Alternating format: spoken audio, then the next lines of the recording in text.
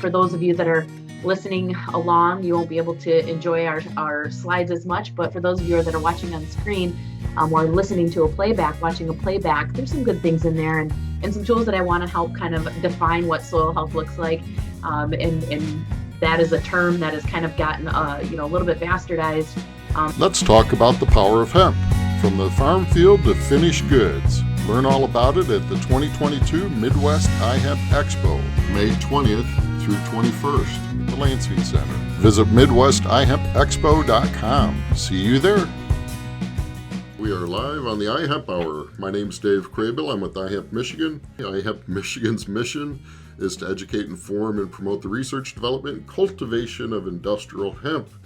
And we're joined today by a return guest. Is this like your third time to join us, Christy? Three-time offender, So glad to join us. So glad that you're here. And I'm sorry the allergies have my head in a total funk. So, but welcome, Christie Apple. And we're glad you're here. And we're also joined with our normal cohorts, Mike Brennan and Blaine Bechtold. Take it away, boys. Oh, okay. Well, yeah, we're going to be talking about a lot of events. Now that I wouldn't say the pandemic's over, but at least people think it's over, we'll see. But they're all getting out in force. I think just after 2 years of masks, they're going crazy. And so we got a whole slug of events we'll be talking about at the bottom of the hour. Yeah. And we're playing Where's the Hemper today. Once again, I'm on the road, so I'll give you we'll let you know where I am at the bottom of the hour, but I will give a couple hints. They are one of our sponsors, and they are one of our exhibitors at the Midwest iHemp Expo. It's also where I process and make my hemp seed oil. So there's a couple hints. We'll expose that, and then we've got a great recipe at the end of the show with doing a little bit of fishing. Since this seems to be fishing season, all my friends seem to be showing me fishing pictures on their Facebook pages. So we thought we'd throw in a real good recipe for using fish. So that'll be at the half hour time. So, but Dave, I'll send it back to you and Christy. All right. Well, Christy, what's going on? We're going to talk soil today, right?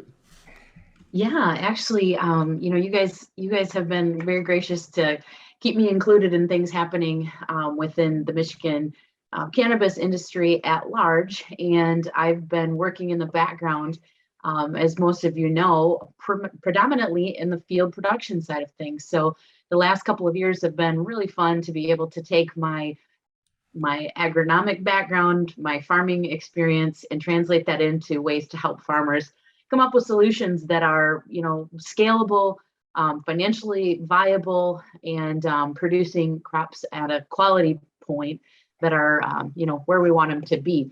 Unfortunately, the market just can't quite get its stuff together to let these supply chains develop properly, from regulatory standpoint to issues with the pandemic and true supply chain issues. It seems like one thing after another has continued to bombard us as a hemp industry.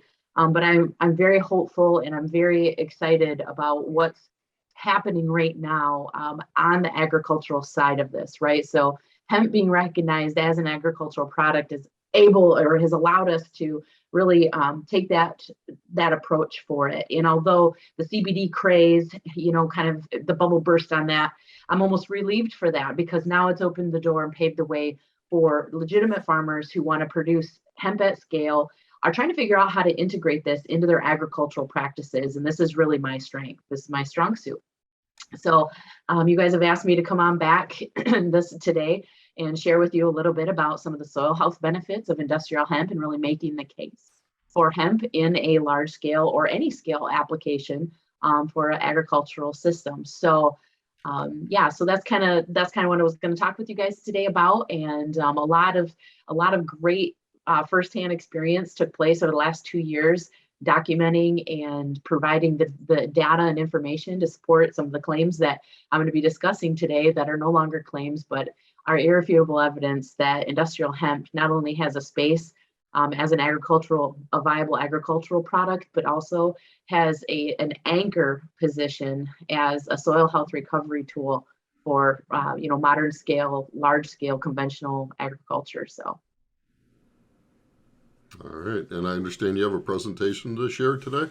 Yeah, I threw some slides together just to kind of help people with the visual age. For those of you that are listening along, you won't be able to enjoy our slides as much, but for those of you that are watching on screen, or listening to a playback, watching a playback, there's some good things in there and some tools that I want to help kind of define what soil health looks like. And that is a term that has kind of gotten, a little bit bastardized, as many of our buzzwords have. Other terms like carbon sequestration and other things that have become terms we say more frequently in our vernacular.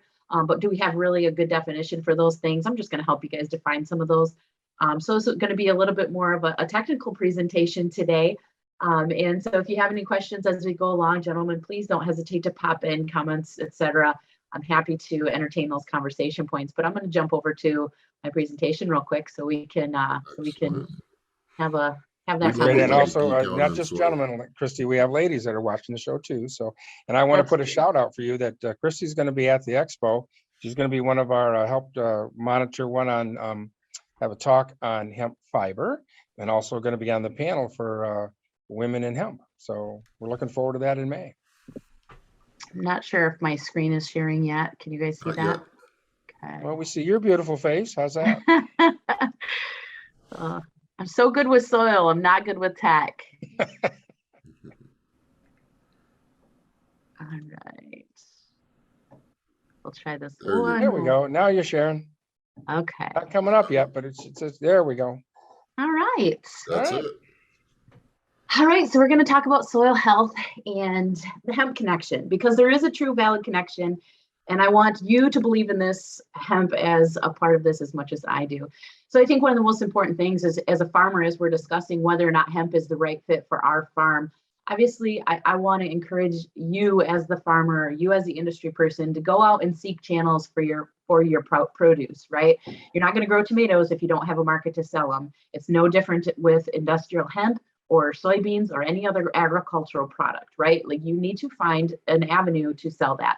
Those avenues are developing, those pathways are becoming more and more clear, but that's really important for you to understand. So am I going to use hemp as a cash crop? The answer is yes. Or do I need to use this as more of a cover crop for a soil recovery purpose? There are some recovery applications for industrial hemp because of some unique agronomic features that the hemp plant provides. And we're going to talk a little bit today about, why integrate hemp into your rotation in the first place. What does that look like? Where do we start? We're also going to talk about some of the key environmental benefits of that. So understanding, how the roots, the soil health, the microbes, the carbon, all of these things kind of play a role in integrate together into how this works. And when we're talking about an agricultural crop, and I don't care if this is outdoor recreational marijuana, if this is, industrial hemp for fiber, or if this is corn, we need to understand a couple of things that are truthful about the soil, right? So when we're focusing on how to feed a crop, what we need to recognize is the soil is largely capable of supplying what it needs to produce those crops. Are we fertilizing the forests? Absolutely not. That is happening with or without human interaction, okay? So we need to recognize that the soil is alive, it's a living organism, and have some respect there for it. And we're technically not feeding the crop. What we're actually doing is feeding the microbes. The microbial populations are what's doing all of the heavy lifting in the soil for us. Everything from nutrient releasing to this incredibly, intricate signaling system where these soil microbes coexist with plants, and plants capture sunlight, turn it into sugar. The sugar shoots out of the roots down, feeds the soil microbes, and then in return, the soil microbes provide other things for the plant that it needs. So there's this beautiful symbiosis taking place. And so when we work with the soil's nature, we end up having better results. Instead of trying to augment the soil's nature, we can actually harness the power of nature if we can have this respect and understanding it. And we've been collecting soil data for many, many generations now, and we're finally getting to a point where we're now looking at the soil microbial populations as a critical part of that nutrient dynamic flow, right? So if I took like a sugar packet, you think about how much material is in a sugar packet. It's approximately, that's like a gram of soil, okay? And in that sugar packet's worth of soil, we're looking at maybe as many as 4 billion microbes within that soil, right? We can see the soil with our eyes. What we can't see is the 4 billion plus microbes that exist within that 1 gram of soil. So if you can just wrap your head around how active and how diverse is in that small teeny bit of soil. Now scale that out to a pot growing on your deck, or a field that you're growing a crop in. It's incredible, and it's mind-blowing. And what we want to take a look at here when we're thinking about these things is the interactions that are so tightly connected. Like I said, the plants have a key role. They're using their leaves as solar panels to capture sunlight. They go through the process of photosynthesis, creating or converting that sunlight energy into sugar complexes, different signatures of sugar complexes, right? We think of sugar as being white table sugar alone, but there's many different forms of sugar. I think there's as many as 16 different specific chains identified as sugars. And within those are a whole series of other shorter and longer chains of carbon that have different functions, not only for the plant, but the different soil microbes. So these microbes rely on the plant to convert sunlight into sugars so that they can do their thing. And the microorganisms within the soil then digest residue. They break down things on the soil surface. They provide pore space, little holes in the soil to hold water, to help our plants to feed in that deep water where their roots are intercepting. And these things are very highly interconnected. And I just want to make sure I'm not glazing over that too quickly, because when we start to recognize how interconnected all of these things are, we suddenly realize that when we do one thing to that system, if we impact one process to that system, we are going to affect the entire plant development and production system, right? So working with the soil's nature is really key, understanding that those things are so interconnected. And so also the opposite is true too. When we impact that process, we can also damage that cycle, and our soils become trained to respond to only one type of fertilizer system. And over time, the soil microbe populations become less and less diverse because there isn't as much diverse food being pushed back into the soil. So something that you may have heard, the listeners at home may have heard recently, it's a very popular topic in the circles that I work with, but I speak soil health all day, every day. So this is like my daily conversation, right? It may not be as household topic for you, but it does take more food today to create the same nutrient density profile than say what it did 40 years ago. I think I just recently heard an analogy that it takes like 5 oranges to get the same amount of vitamin C that our oranges from 50 years ago were capable of producing. And that has to do with our agricultural practices, right? Whether that be our herbicide programs managing weeds, our disease management programs, our nutritional programs, all of these things are affecting our soil microbial populations and thereby affecting the plant's effectiveness to create nutrient dense food for us. And at the end of the day, whether we're producing cannabis of some kind or oranges or whatever that fruit may be, we want that to be as nutritionally dense as possible so that it feeds our human bodies. And if there's one thing that I've learned through my soil health journey is that as our soil goes, so goes our human health, right? The inflammatory diseases that we see today, the cancer epidemics, these autoimmune disorder epidemics are all associated somehow, and in many cases can be linked back to lifestyle, practices, things like that. Of course, there's always things that we don't have an explanation for, but more and more we're learning that our agricultural practices affect the nutrient density of our food, affect our habits of food, and are therefore impacting our lifestyles today in a negative way. So if we can rethink the way this whole system works and get back to good basic practices, really old-fashioned principles, if I'm being completely honest, we can actually do some really neat things there. But one important thing we need to do is understand our baseline. How would you know what your soil health profile looks like? You just take a look at a field and say, no, that looks good. I'll say if you drive by a brown field, like this time of year, chances are they've been using chemical practices to manage for weeds. When there's brown, and that's all you can see, there's nothing living happening right now. And yet the soil still relies on living roots to sustain itself. So when these fields go for prolonged periods of time with nothing alive on the surface, what it does is it invites pathogenic weeds, other things that we don't want to grow there. Pathogens seem to thrive in these environmental situations. And so then our crops have to deal with diseases. So then we have to apply a fungicide to fix that disease, or go through, genetic modification of some type, or genetic therapy for that plant to be able to resist those diseases over time, right? So if we could just like wrap our head around, if we could keep some living roots on that farm for the whole growing season or for the whole year, maybe we can start to reduce some of our dependencies on these other synthetic style applications for our fields.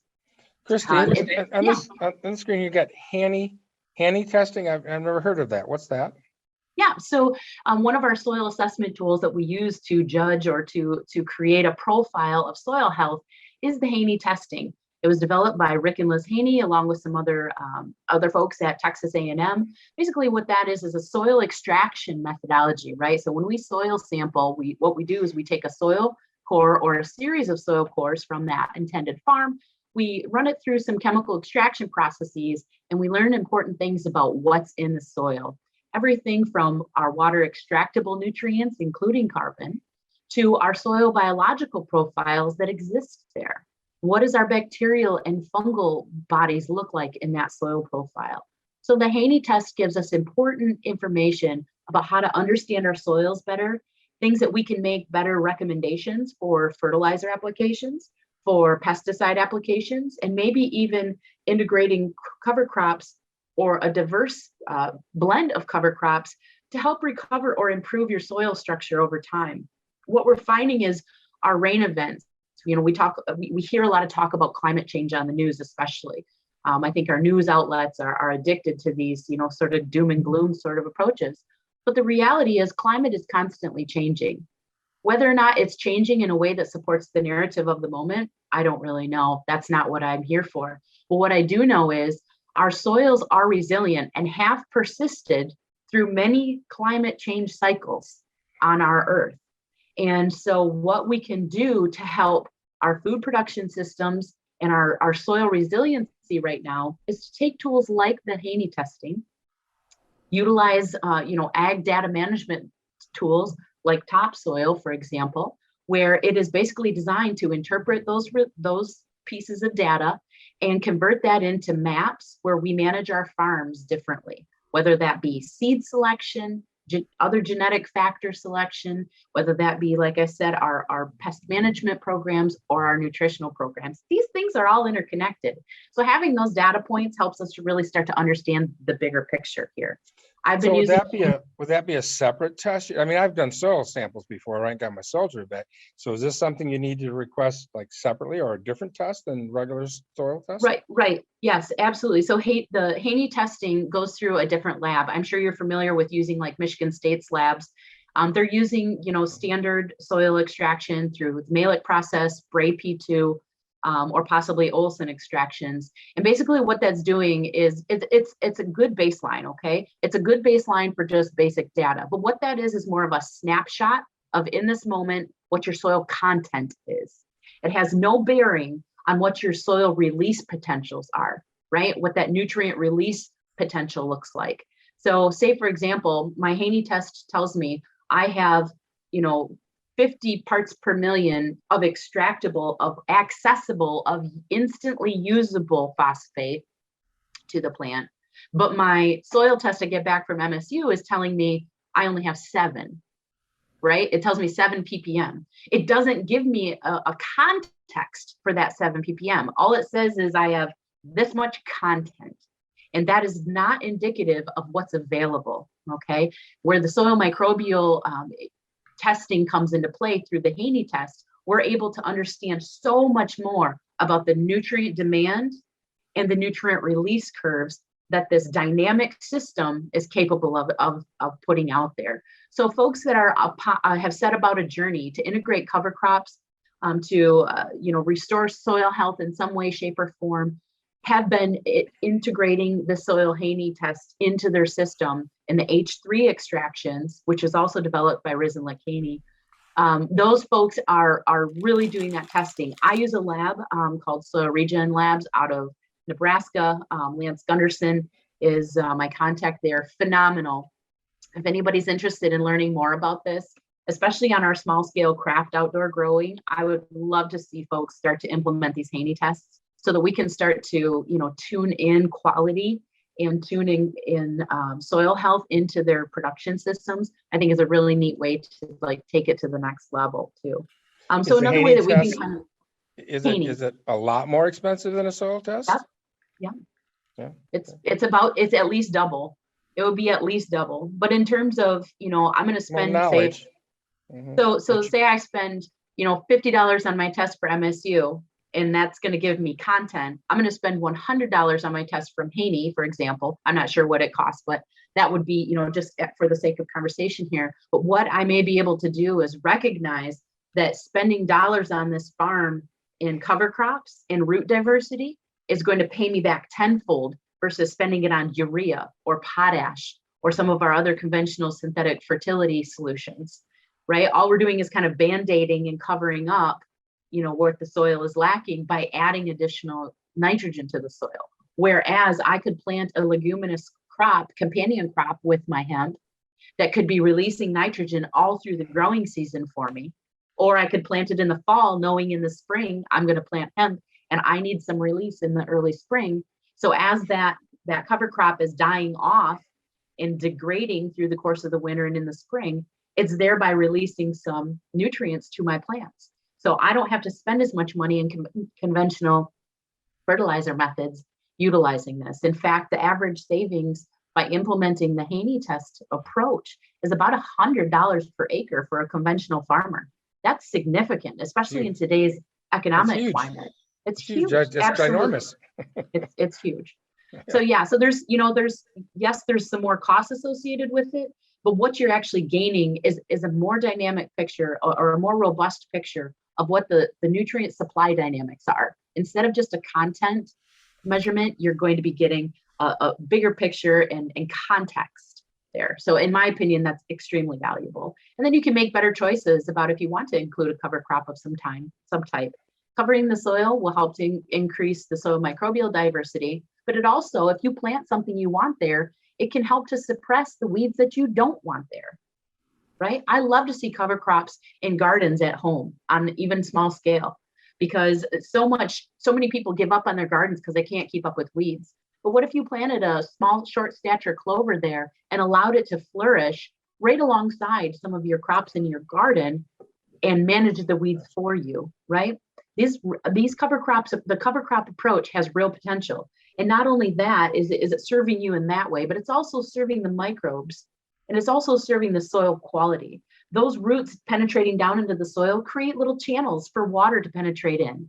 So instead of getting that 3-inch rain that we get in July, that's an angry rain that sends everything down to the creek down the road, maybe those little channels will provide places for that water to infiltrate into the soil and feed our crop, or infiltrate in deep enough to give us some help in resisting some of the drought, issues that we seem to be running into here and there.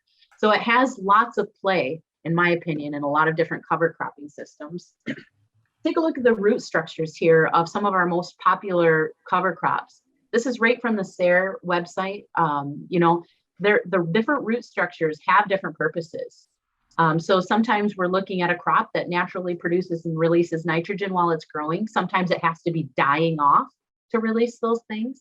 We have roots that can help break up compaction on heavy clay soils, where we sometimes have a hard time getting water to penetrate, or even our intended crop roots to penetrate through there.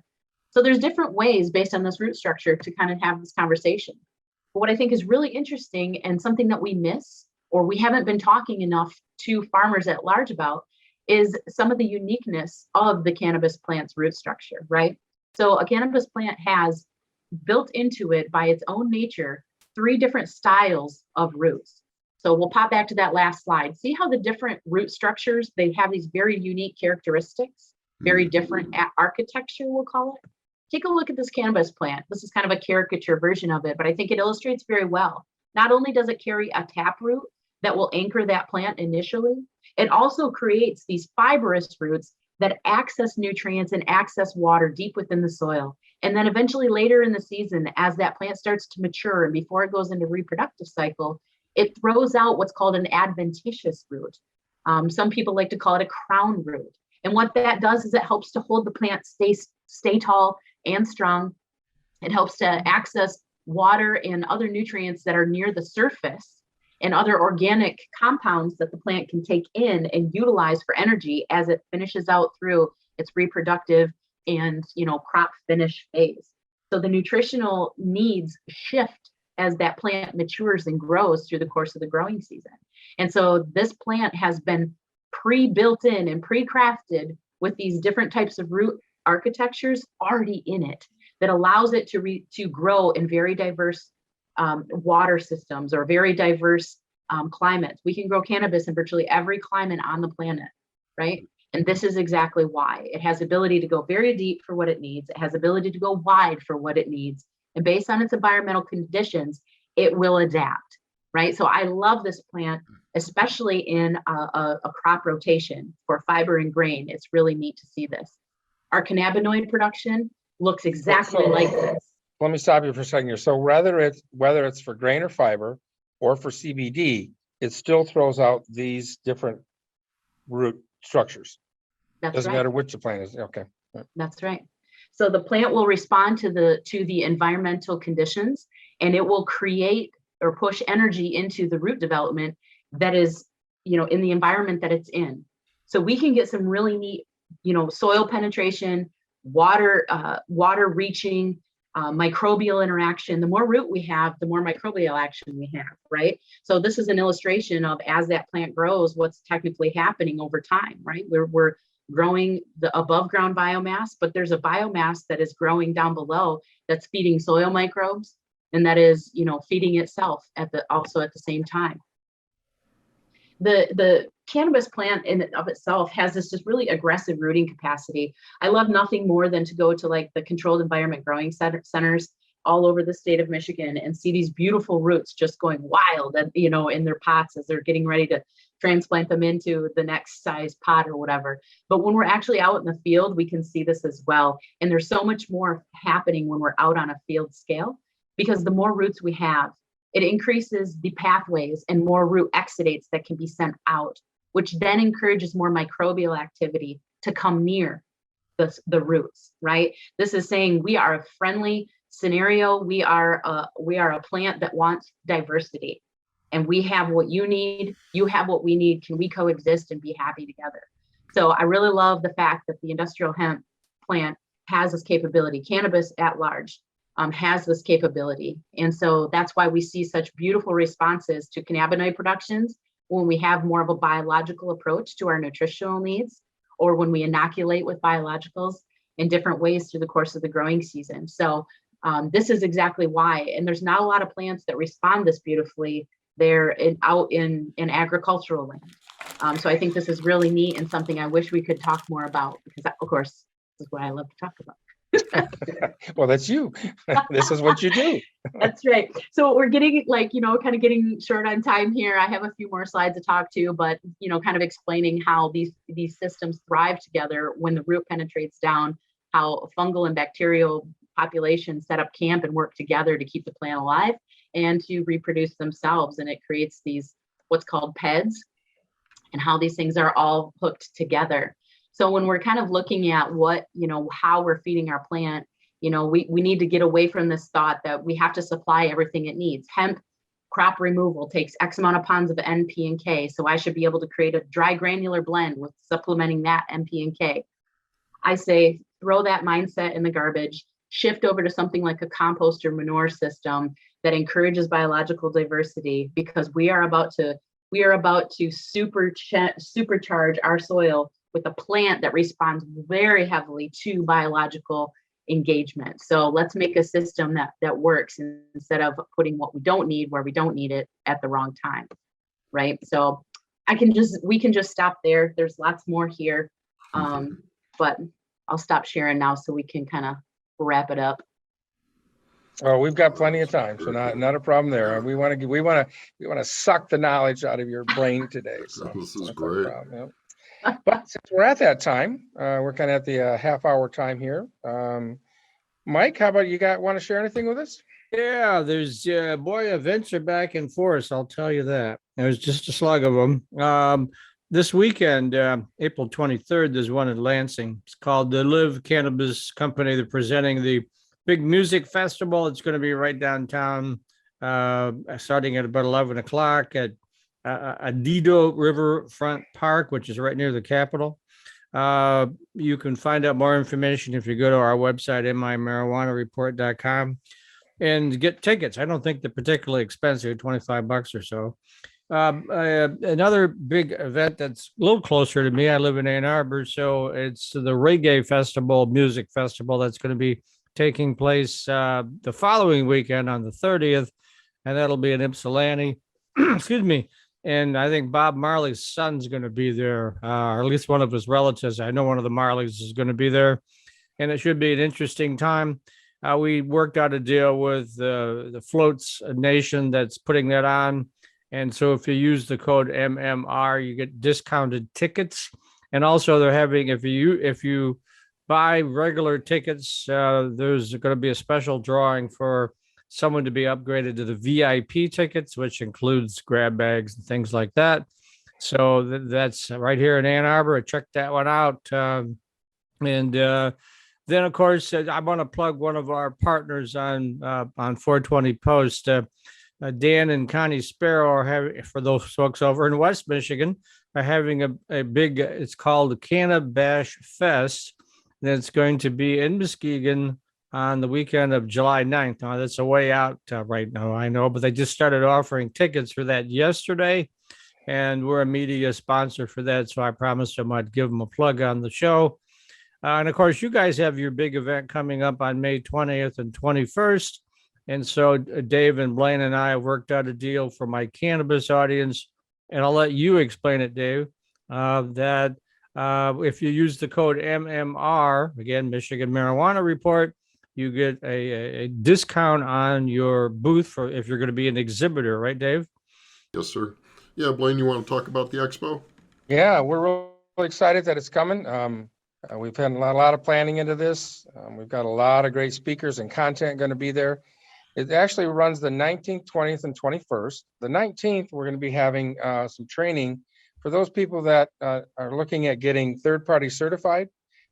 It's coming for GAMPS or GAP, which is good agricultural practices or good manufacturing practices. It's coming, folks. We're going to have these third-party certifications. We have a food product that is we're either ingesting it by inhaling it or putting it in gummies or putting it in oils or whatever. So the regulation is going to be coming for this. So we've got a great opportunity for people to take a little class and learn about it and be ready for it. It takes quite a while to get prepared for something like this. You just can't do it overnight.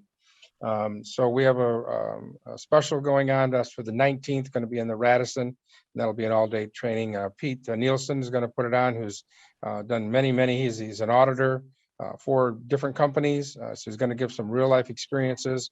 And so if you're thinking about getting third-party audited, definitely you want to do that. Also on Thursday night is the meet and greet. That's free for anybody that wants to come to that. That'll be at the Radisson Hotel. And then on Friday night, we have the Hempy Awards. So anything that is made with an industrial hemp product, whether it be a wood product or a food product or bedding products or anything like that, or Rockstar, I'll give them a little shout out. I want to thank the PepsiCo company here in Lansing. They gave us some product to be able to use as a donation for that. So if you haven't tried that yet, it's a great energy drink. It's made with hemp seed oil. And I really like it a lot because I can't do those monster drinks, but even the Rockstar drinks, they just kind of tear up my stomach. So we have that. So a lot of stuff there. Still, there's exhibitors booths are available yet, and you can get some discounts. We've got discounts going on right now with everybody having yesterday's holiday. Hope everybody enjoyed that, the 420 day. So that was fun. So we're just looking forward to a great time and a fun time for everybody, and a lot of great information. And Christie's going to give some information there. She's going to be hosting it, so we appreciate that as well too. So Blaine, if I could jump in here, one thing, we have a 7-page agenda. We have a lot going on at the show, and trying to display that information in a way that's understandable has been a little bit of a challenge. So I put this in bright red. Use the arrows. So if you go down here. Oh, this is sticky. When you mouse over the, I'm going to fix this. This shouldn't stick at the top. When you mouse over the agenda, you'll have these arrows, and you can arrow through the agenda, see what's going on each day. We just added this other. You are so high tech, Dave. You know, I'm telling you. So That's why we call him the wizard, man. Always. that's right. He's the wizard. He's the wizard. I didn't have white hair before I met you guys. And speaking of Dave, him and I were together yesterday in Flint, where we did 420 And we Post behaved Live. ourselves. Yes, we were at the Light 'em Up Provisioning Center where they were giving away. Actually, it happened this morning, and I haven't heard who won. 5 pounds of marijuana. So if you bought, not all at once, all to one person, but if you bought, I forget what the conditions were, you had to buy a certain amount of product, and then you got a coupon, I think $50 or something, right?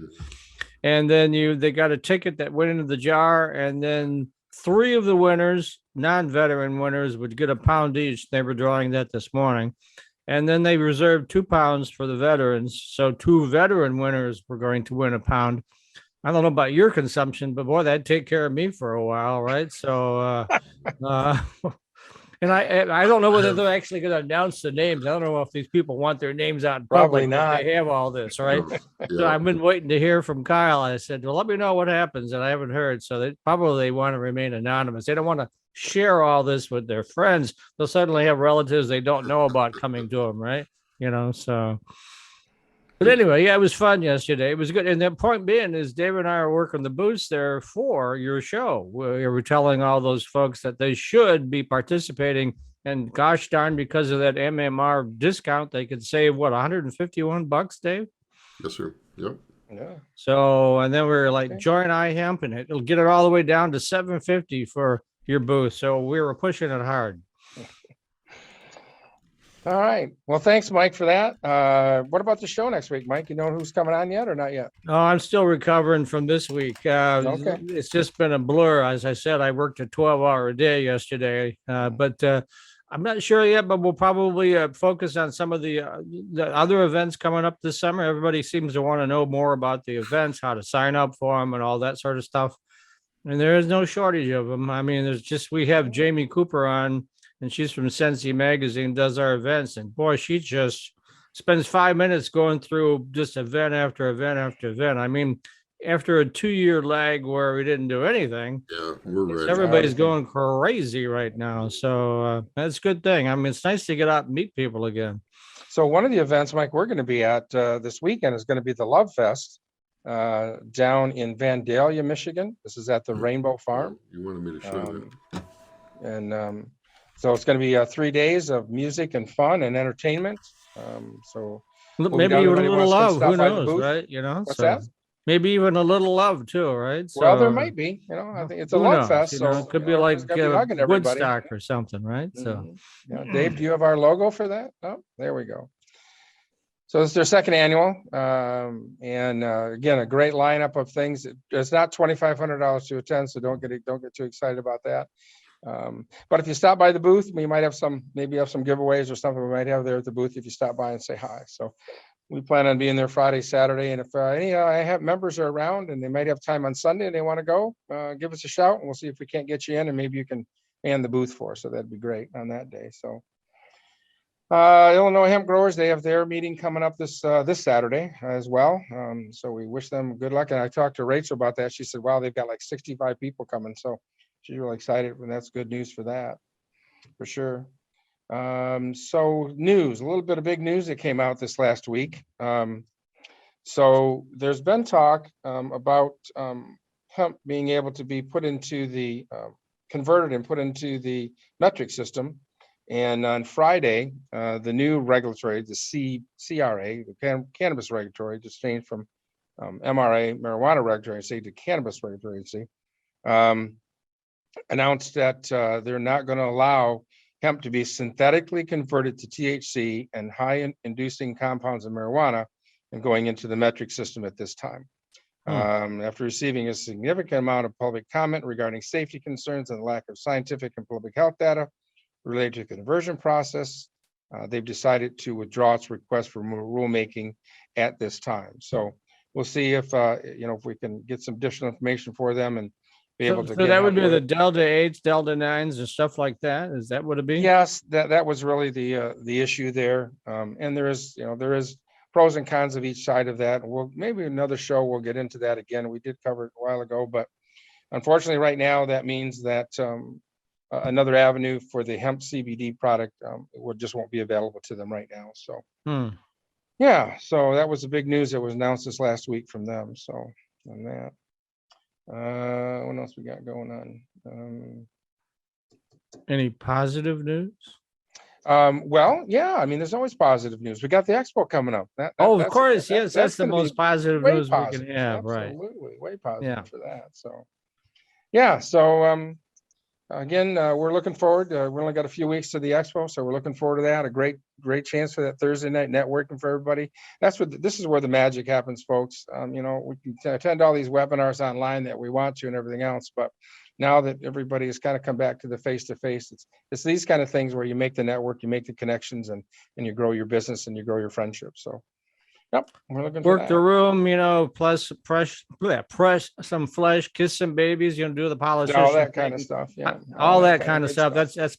That's my target audience. So everybody gets a few drinks in them. Everybody's relaxed, you know, all networking. It's fun. Yeah.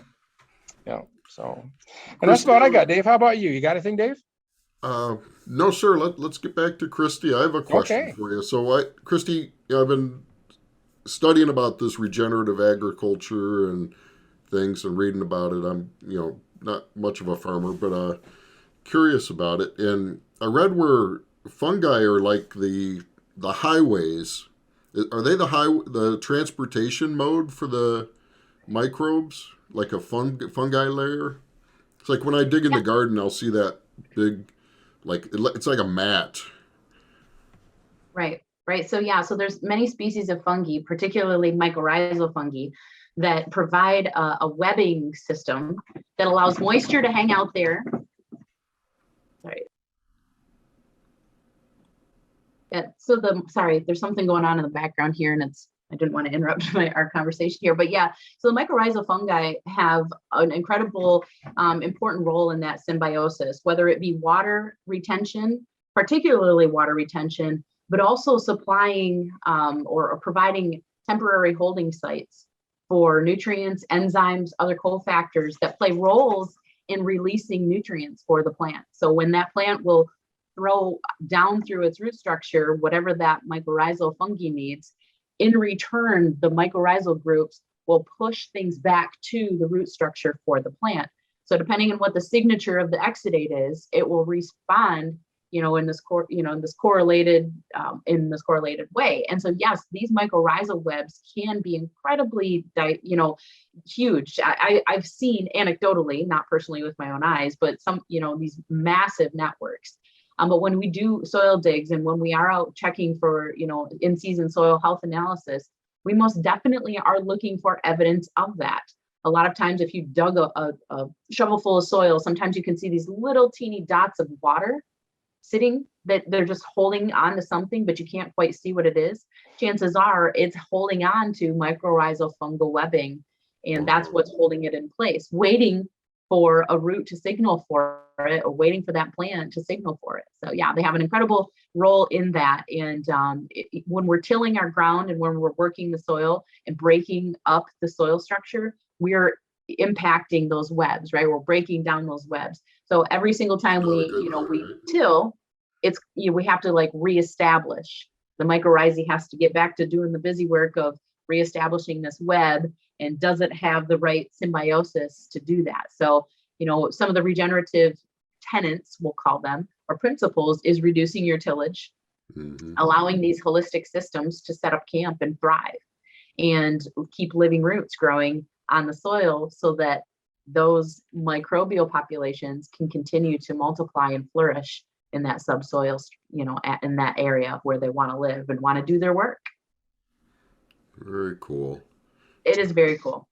Now, and on the plants, you were talking about doing the Haney test. I think I have it right. The Haney test on the soil, so you know how active the soil is. It's right. Not just what's there, but is it available, right? And then isn't there like a tissue? I remember talking to someone on our show about these tissue tests that you can take on the plants to know what's not only what it needs, but what it's uptaking. Because sometimes you need a combination of things really to release it and make it available to the plant. That's right. So we do utilize tissue analysis, which is basically we go out to the field, we collect specific leaves on multiple plants so that we get a representative sample of what's taking place in that field. And the tissue sample, basically they combust it and sample it for what is in the leaf tissue. So what we're doing there is getting a snapshot of what's present in the leaf tissue. A sap analysis is a very different type of test. Scott with New Age Labs in South Haven, Michigan, has built a tremendous business and a wonderful extraction methodology where they're taking very specific parts of the plant, going through this extraction process and analyzing the actual sap in the xylem and phloem. So the xylem and phloem are these, basically like our artery and veins within our own human body. But it's the plant version of that, right? So one takes things up and one takes things down. The same way our veins return our blood back to our heart and our arteries carry it away, right? So it works very similar. So when we're actually looking at the vascular system of the plant, what we're doing is comparing what is present versus what's being utilized. And those two things are sometimes very, very different.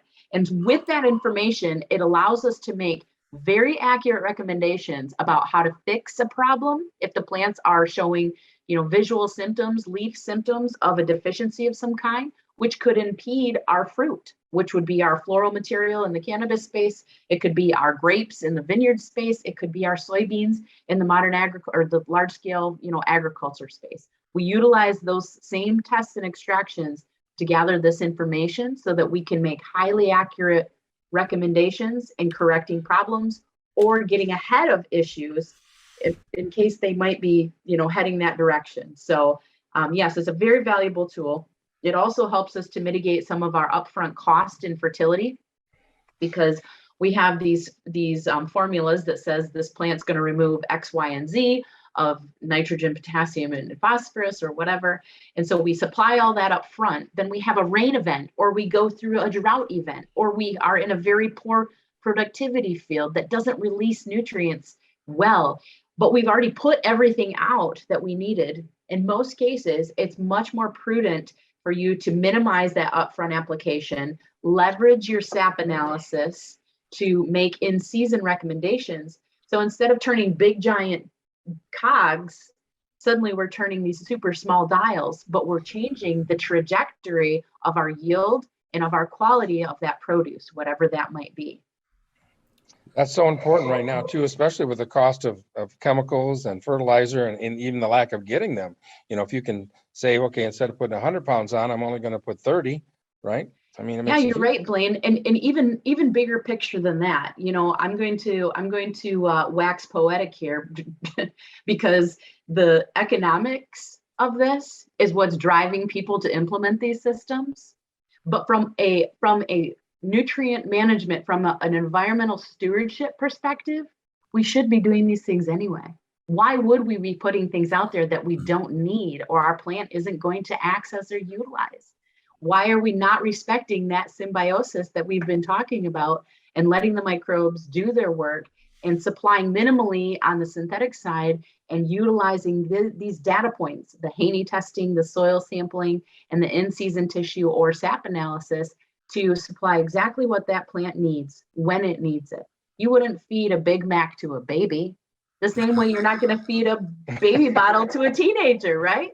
So why wouldn't we tailor that nutritional program? It's been largely a matter of convenience. And now that the economics don't support that convenience, it's driving people to make these decisions. And I hope that they become embedded cultural practices moving forward for their farms, because it's a better practice for the soil, for our environment, for nutrient quality and density in the actual fruit itself, and for our profit and loss statements, right? So before it's closed today, I want to make sure people know how to get a hold of you. We should have done that at the beginning of the show too, but if people want to get a hold of you and get your knowledge and get your assistance and help, how do they do that? So you can reach out to me personally on any of my social media platforms. I'm on LinkedIn, Christie Lee Apple. You can find me on Instagram as Crop Scout Christie Lee, and on Facebook as Christie L Apple or Crop Scout Christie. I'm accessible. You can direct message me in any of those channels, but I'll be happy to, happy to answer your questions. I do private consulting. I also represent a crop nutrient company that focuses on soil health and microbial fostering.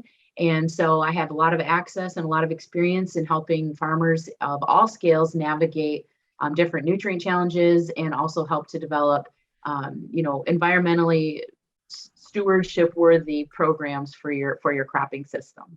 And you cross over, I'm going to put it that way, I guess. I mean, you do fruit, you do vegetables, you do row crops, you do hemp, right? And you do all of so those I started my career in the large scale ag space. So I was working predominantly with corn and soybean producers, alfalfa, anything that you would see in large scale fields, pretty much anywhere across the US. About 5 years ago, I took a step onto the dark side, which is a specialty crop space, which eventually led me into the industrial hemp and cannabis space. So I have several clients within the fruit production, permanent crop fruits, focusing heavily on soil quality as a means to get fruit quality, to tease out fruit quality. Farmers, especially people in the craft beverage industry, I work with hops producers, grape producers, apple producers that are going into ciders and that type of thing. So that quality is of the essence, right? And also environmental stewardship is incredibly important as a tenet of their consumer marketing, approach. And so they want to do right with their products that they're sourcing. They want to work with farmers that are doing right with the soil, to put out a message, not just to put out a message of sustainability, but also, to reinforce to the farmer that this is something that we value. And so particularly anything that is directly consumable, I think that that's naturally a higher priority. And so, so I work with a lot of different producers in a lot of different aspects. I work with several producers on the cannabis side of space, both in the medical. I do some private consultation for in the caregiver system.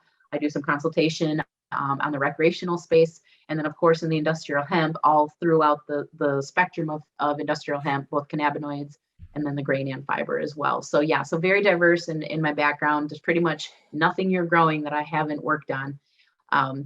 It challenged me. I dare you. I love a new challenge. So please, I'm happy to work with those, Christie, farmers across America that want to do better with the soil. So. We should get you back to talk about carbon sequestration because you've been doing some work in that area, haven't you? I have, yes. I'm a part of a consultant network that focuses very heavily on empowering and educating farmers on how to transition their cultural practices for their farm into regenerative practices for the purpose of retaining soil, minimizing erosion, keeping nutrients in the field, water infiltration, and integrating livestock grazing into their cropping system. So it's a really neat space to operate in. It's also created lots of vultures and ambulance chasing type of things happening in that space. Anywhere where there's money to be made, you're naturally going to have that. But because the agricultural space is where we have the ability to create the most rapid change in terms of carbon sequestration to meet the corporate, global corporate rules and regulations on doing business and carbon footprint, the farmers are being, kind of approached with this, hey, why don't you do this? We'll pay you for your carbon credits, but we really can't quantify any of that correctly yet. So there's a lot of work being done right now in that space. And I'm very proud to be a part of, helping farmers to create systems that work and are practical and are economical and are sustainable and scalable. None of those things are a priority for the people who are trying to buy carbon credits. What they're trying to do is find the people that can achieve what they need. And the farmers, the agricultural industry is where that can take place, seconded only to the forestry industry. So, there's a huge need to have people like myself that can give good coaching and consultation in that space. And I think that there's a lot more of work to be done in that space. And I'd be happy to come back and talk about that at some point when it makes sense to do that, guys. I appreciate the invitation and the wonderful relationship I have with you folks. All right. Well, we love you, Christy. We love Crop Scout Christie. Yes, we do. So yes. So again, a bunch of social media sites you can get a hold around, and if you have any problems, you can get a hold of us. And I think you're on the website as well, so you can get a hold of you that way. So we have to get you into our business members directory, Christy. All right, let's Only do it. $100, you know, so. I haven't nagged you in a long time. That's true. That's true. All right, let's do it. I'll nag you. I'm good at that. Then you get a all right, discount on your booth. we're going to enjoy having you at the expo. We're all in this together. We're trying to make something happen here. We need a little. Did you just have me on the show to work me over? Was that what's happening here? Oh, it just popped up in my my Tylenol. We're tag teaming you, so. Sorry, I shouldn't have. Appreciate what you guys are doing for the industry at large, truly and sincerely. Well, we're trying. We're trying as best we can. So yeah. Well, hang on for the recipe because we're going to talk food now because it's yeah. Unfortunately, I on the road today and I forgot my hat. I normally put my little. You need hat two of on them. here, You need two. You need to pack one for when you're on the road. You know. Yeah, so. I guess I need to have a checklist before I leave, Mike. That's what I need to do. That would be good. But so before I get into the recipe, I do want to talk about. So, did anybody guess where the hemper is today?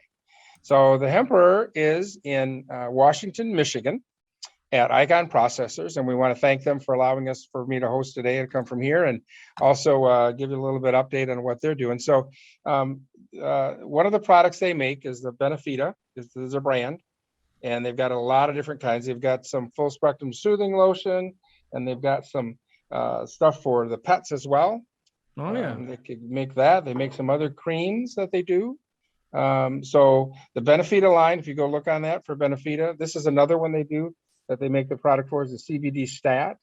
So if you've ever seen that brand, that's one of their brands as well. So again, I want to thank them for that. And if you see the little thing behind me there on the wall, it talks about biofuel, biodiesel. So I'm kind of excited to be here today because one of the things we're doing is I do make the oil here, my hemp seed oil here, and we're going to be doing some sunflowers today. First time we ran that to make some sunflower oil, so that's kind of fun.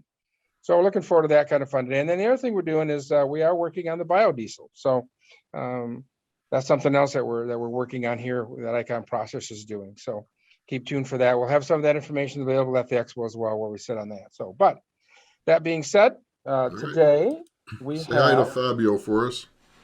Yeah, he's out back working while I'm in here playing. So that's what's going on here. So. So this is so again, for all my fishing buddies, just look at that picture. Is that just yummy, or what does that look like today? It's a honey garlic glazed salmon, and you can't go wrong with this tasty, garlicky sweet salmon. Serving 4 in this particular recipe. It takes about 20 minutes. The calories are pretty low, 481 for those that are looking to watch their figure. It's good for lunch or dinner. And this recipe is by the Chunky Chef. So you won't believe how much recipe you can pack and so much fun.